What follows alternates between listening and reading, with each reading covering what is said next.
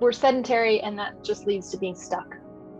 It leads to, fusion, and lack of mobility just makes things stuck, both from a gross dense structure, but also on a fluid and energetic level. The human body is meant to move, all through history, it's just been meant to move. And we are now hitting a time where we're having to adjust to a very like you said, a sedentary lifestyle. And it affects, connections, it affects tendons, it affects ligaments, it shortens them, it makes them tighter. Just breathing alone can help soothe the nervous system, for example, really aids with digestion. Yoga, it's one of the safest places to come if you feel uncomfortable. Yeah, physically, no mentally, or emotionally. It's just like, that's where you should be. All right, welcome back to another edition of our collaborating with high quality healthcare practitioners. I am super excited to have my good friend Dorcas Quinn on this podcast with us now, who is the owner and yoga and one of the primary yoga instructors at Soul Yoga in downtown Frederick. Dorcas, I'm thrilled to have you. Thanks for being here. Thank you, Ryan. Yeah. It's always a pleasure to talk to you. Yeah, so if you are liking what we're doing here, make sure to make sure to comment, make sure to share this video with people who may be, could use this information. Today, we are going to talk about the relationship of your hips and hip mobility and stability to your health, and some of the different things that can lead to hip issues, and how Dorcas has seen it manifest and improve from a yoga point of view. And I'll talk about it from an acupuncture point of view, and we'll get to wrap a little bit about that. But before we do that, one kind of fun fact that I just have to share is that Dorcas and I have been friends since 2004. And Soul Yoga actually opened about 6 months before Holistic Health did. And at that time, I think there was like no other yoga studios in town. I think there were 4 acupuncturists besides me in town. And it was just such a fun time to be, coming up in this field and kind of getting started. And the shared kind of parallel that we've had over the years is just, something that I really cherish and appreciate about you.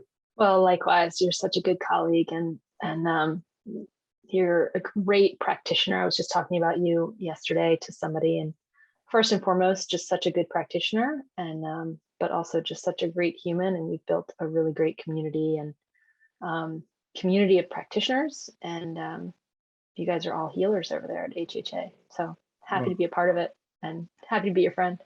Absolutely. Appreciate that. Me too. Very much so. So, all right. So let's just, for people who are kind of new to the concept of yoga in general, which can be a semester-long kind of field of inquiry. Can you get into, there's so many different interpretations of what happens when you go to a yoga class. So before we get into the hips and specifically about that, can you just talk a little bit about what someone should expect when they come to a yoga class and what you hope for them to get out of it? Sure. You are right. It is a field of inquiry. And so with that being said, it's a huge, vast subject area and practice. What most people experience when they come to a yoga class right now in the West, in America, is they get yoga asana, or the physical postures. Also infused with that will be some breath work, pretty basic pranayama it's called, and also mindfulness and meditation is woven throughout. Yoga is much more than all of that, but that is the bulk of what you'll get in a yoga class. Anywhere from 30 minutes now to 90 minutes. And most of it is going through the motions or the postures, focusing on the physical body and your alignment, your posture, as well as your flexibility, and then just your functionality in your organ systems. We work with that as well. Just breathing alone can help soothe the nervous system, for example, really aids with digestion. So that's kind of what's going on in a yoga class. And usually you just feel better. You don't always know why. Usually you just feel better than when you came in, because Yeah. you sat and moved and breathed and, just kind of done one thing as compared to many things that we're always doing. Yeah, for sure, for sure. And clearly you cater to everyone from a beginner who's never taken a yoga class before up to an athlete who is looking for, flexibility to enhance their athletic, endeavors, to someone who's coming in with anxiety and just wants to kind of have a release. So if somebody is kind of intimidated to think about starting in a yoga practice, what would you tell them, and how should they navigate that? One, I would say I understand, everybody's done something new and felt uncomfortable, or done something that's in their growth area and feels uncomfortable, as we all do. And so that's normal. And I would just encourage people to step in, and, everybody has a body, everybody breathes, everybody can benefit. And it's really not that complicated.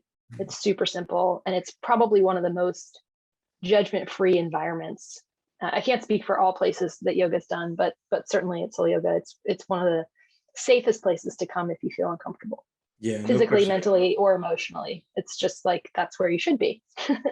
But there's always an element of awkward with yoga, even for the most experienced practitioner. There's always that, and that's okay. That's just part of it. Yeah.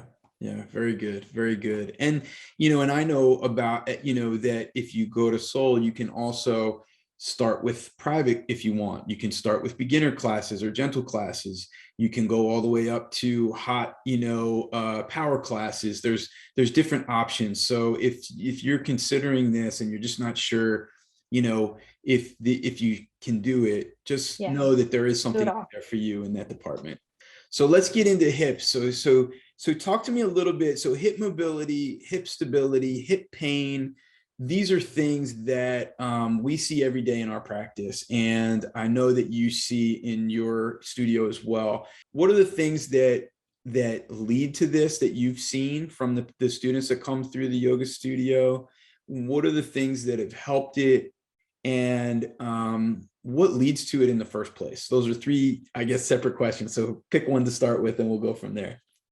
Well, what leads to it? I would ask you, as you're listening to this podcast, or whatever we're calling this, Ryan, how are you sitting?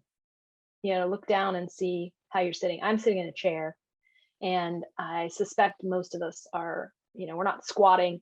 We're sitting in some sort of chair or couch or something like that. And our posture is probably compromised. Some people might be at a standing desk. But this comes from just how we live. We're sedentary, and that just leads to being stuck. It leads to, fusion, and lack of mobility just makes things stuck, both from a gross dense structure, but also on a fluid and energetic level. We get stuck and bound. And then secondarily, and I could probably make a very long list, but another thing to consider is just our anxiety level and our stress level. And it's pretty common that we store that in our hips and our lower back, shoulders, neck, any sensitive area of the body. Any insecurity often just gets dropped into the hips. So both of those things together, and I can again go on, but one, just that we're sitting, and two, that we're often stressed out. So we're sitting stressed out, and our hips just take the brunt of it for the most part. Yeah, we see the same thing. You have the human body is meant to move. All through history, it's just been meant to move, and we are now hitting a time where we're having to adjust to a very like you said, a sedentary lifestyle, and it affects connections. It affects tendons. It affects ligaments. It shortens them. It makes them tighter. And then you go to actually do something, and you wonder why it hurts or why you're getting hurt, right? So we see that on the physical side as well. And it's interesting what you were talking about on the emotional side in relationship. What a lot of people I think don't realize is that emotions do get stored in the body in different ways. And when you have strong emotions, it can affect different areas of your body. And so you were talking about insecurity, and you were talking about, which makes a lot of sense, because the hips contain your reproductive area. And so, you're going to be guarded in that area, and you're going to hold, you're going to tighten up in that area when you feel unsafe. And so, that makes perfect sense. And interestingly enough, from an acupuncture point of view, the primary pathways that go through the hips are the liver, the wood pathways. And the wood element in Chinese medicine relates to unresolved anger and frustration. So when you have things that are just like unclear, they couldn't clear, can be an old trauma. It can be something that you just haven't been able to voice or get over. That tightness in the glutes, that tightness in the hips is really, really common. And being able to release that often includes points around the head to help you release, what the thought process that goes into that, points in the feet that help you ground from that. And so, yeah, it's a similar kind of observation from our point of view as well. Well, that makes sense. I'm glad we all line up. Yeah, for sure. So then someone comes into a yoga class, you're doing these kind of movements that are kind of new to them. They haven't experienced them before, or maybe they have, but they haven't done them in a long time. And now they're in a class with other people that are doing them, maybe coming every week. And now they're, unable to do that movement or do it to the degree that they would like. What do you say to them? Well, there's many things we can do. We first of all, if you're really uncomfortable in that environment, we can just do one-on-one. Secondly, we have yoga props, knowing that every body is different, and that's the way we're designed. We're not supposed to all be the same. You're not supposed to be able to do, pigeon pose, which is a hip opener, like I do. We have lots of props, bolsters, blankets, blocks, and those are just supportive. We do lots of hip opening from chairs, actually.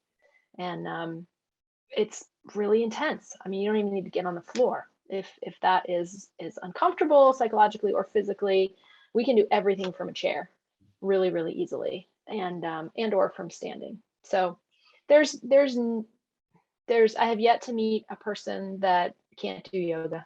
Mm-hmm. Yeah, for sure. If you have a body, you can do yoga. If you can breathe, you can do yoga.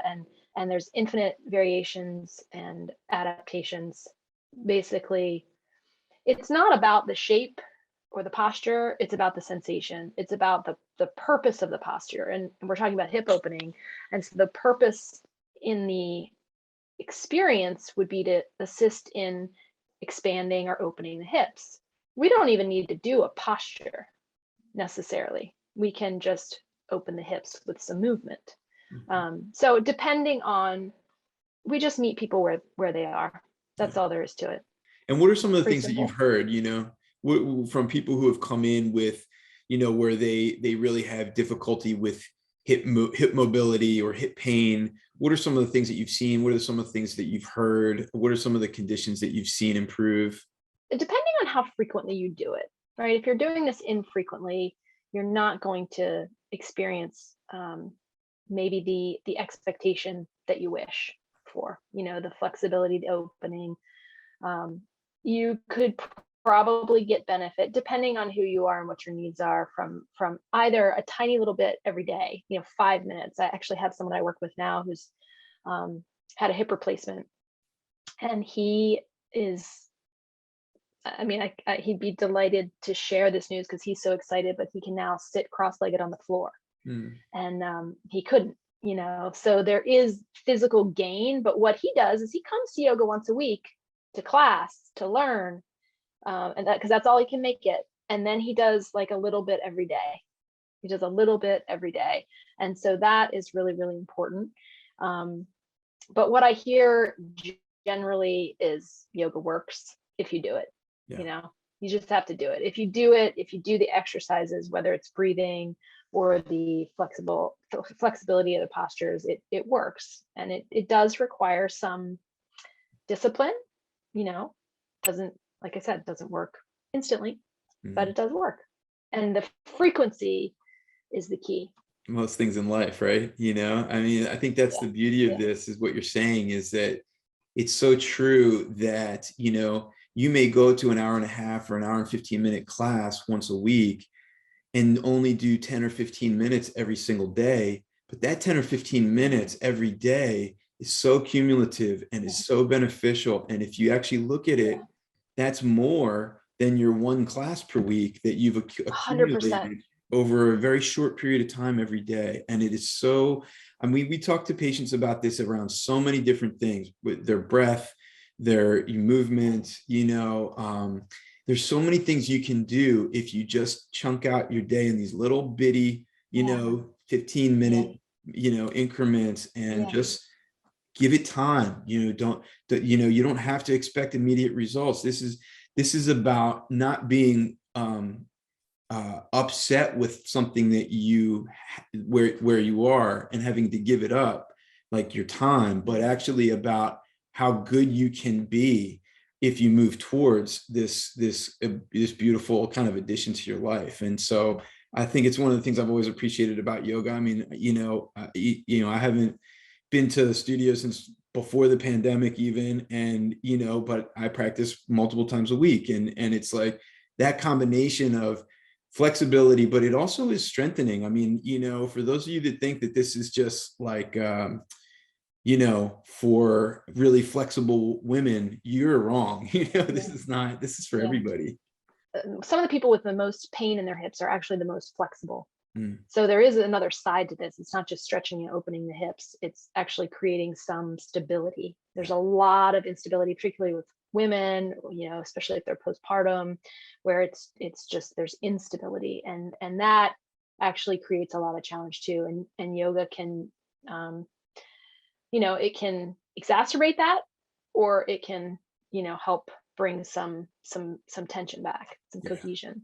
For so sure. That should be mentioned too. It's you're right. It's not all about just like, you know, maxing out and being super flexible. It's about balance, you know, just like in Chinese medicine and acupuncture, it's about balance. In yoga, we have sukha and sthira, it's effort and ease. And, you know, being in the middle of that is what we're going for on a physical level, mental, spiritual, emotional, everything. So the postures fall right into that. You know, we're just looking to bring you to the middle. You know, if you're super tight, let's loosen it up a little. If you're super flexy, you may really love yoga because you're really flexible and you know, good at it, but you might actually need to be doing some more strengthening, which is also available in the practice. I love it. I love balance. I love effort and ease. I love that. I think that's like a perfect, otherwise we're going to go for, you know, for a very long time, but I think forever. that's like a perfect, as we have many times in the past, but I think that's a perfect culmination of this, is that kind of meeting point between effort and ease is really the beauty of many practices, but yoga in particular. It really speaks to what we're going for, and that relationship of that balance and what that brings to your life. And so I just couldn't thank you enough for being here and sharing that. And that's a great golden nugget that we're gonna kind of pull out of this. So thank you for that. Well, all this healing work it's so good, and sometimes it's hard, but it's so much better done in community and you know, with professionals, but also one another. So grateful for that. It's hard to be balanced physically, mentally, emotionally, spiritually, in work and in play and all the things. And we do it better when we do it together. So no doubt. Very good. Very good. So how can people find you, reach you, find Soul Yoga? We're everywhere. We're also completely virtual. So if you don't want to leave your home, you can do yoga from home. Just go to soulyoga.org, and lots of classes and workshops and trainings and teacher trainings. And you can email me directly anytime, dorcas@soulyoga.org. It's DORCAS@soulyoga.org. And you know, we're happy to help. Come visit us. Wonderful. Thank you, Ryan. Well, thank you. This has been so great. And again, everybody that's watching this, if you like what you're seeing, please make sure to like the video, share it with somebody that you care about. You know, ask any questions that you want, and we will be happy to answer them. Thank you all for being here. And thank you again, Dorcas. It was always a pleasure to chat with you. Likewise. Take care, Ryan. All right. Bye-bye.